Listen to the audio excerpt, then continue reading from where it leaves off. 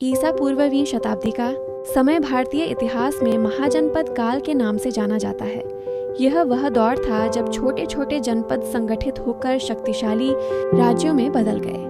वैदिक काल के बाद राजनीतिक संरचना अधिक व्यवस्थित हुई और गणराज्य तथा राजतंत्र दोनों प्रकार की शासन व्यवस्थाएं विकसित हुईं। इसी काल में नगरों का विकास, व्यापार की वृद्धि और नई धार्मिक धाराओं, विशेषकर गौतम बुद्ध और महावीर स्वामी का उदय हुआ।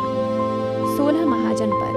बौद्ध ग्रंथ अंगुत्तर निकाय में 16 महाजनपदों का उल्लेख मिलता है। ये थे अंग, मगध, काशी, कौशल, वत्स, अवंती, छेदी, कुरु, पंचाल, गांधार, कंबोज, अश्मक, वज्जी, मल्ल, मत्स्य, शूरसेन। इनमें से कुछ गणराज्य थे जैसे वज्जी और मल्ल, जबकि अधिकांश राजतंत्र थे।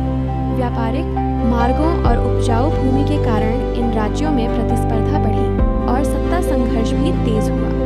मगध का उत्कर्ष।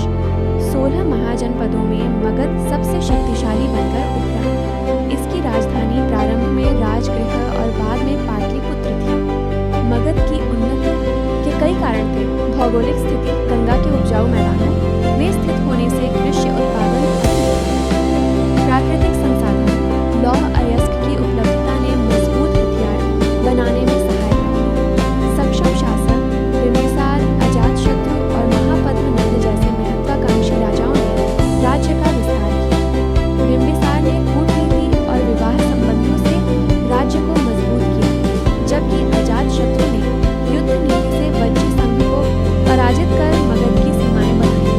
आगे चलकर नंद वंश के समय मगध अत्यंत समृद्ध और शक्तिशाली हो गया।